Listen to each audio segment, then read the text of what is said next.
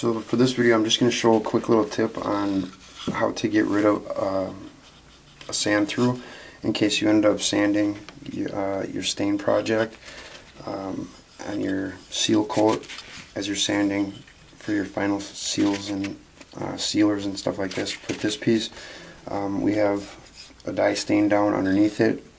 We used the Key2Dye wood stain kit, and we layered this finish with a yellow brown mix underneath for the first base coat, and then we put a red over the top of it, again using the Key2Dye kit. So when I went to sand, I ended up sanding through on this corner a little bit. I don't know how good it's showing up on the camera, but I'm just going to show a little trick that you can do. So all I'm going to do is I'm just taking my sanding block, and it's a good thing that it's on in this corner or this edge because it's going to make just that much easier. But usually I've noticed that that's kind of where sand throughs end up coming through quite a bit. So I'm just going to sand this down the rest of the way. I'm just going to keep working my way down on this.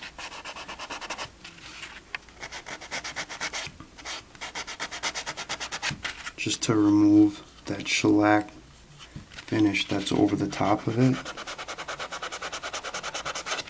And once you do this, you can usually end up getting away with just spot sealing it.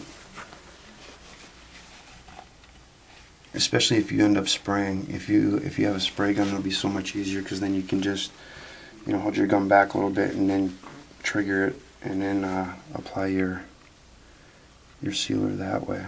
So I'm just putting a little bit of this on to see if I'm through yet, and I'm not, so I'm just going to end up sanding through a little bit more.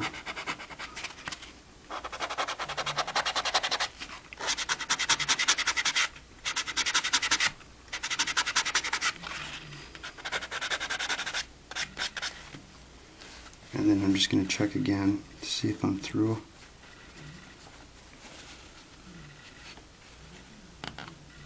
And I'm not through yet.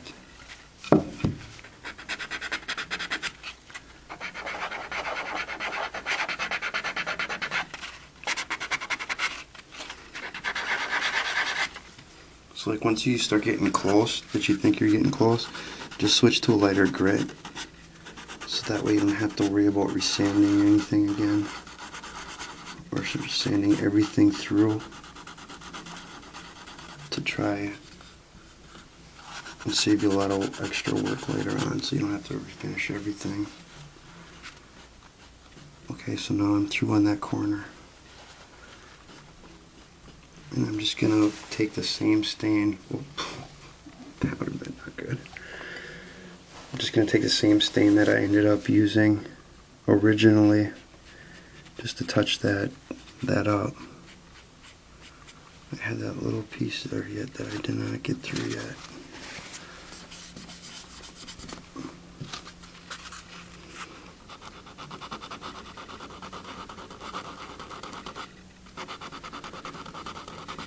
So you just kind of keep doing this, working your way until you get down to where the dye stain will actually take onto the wood, like there.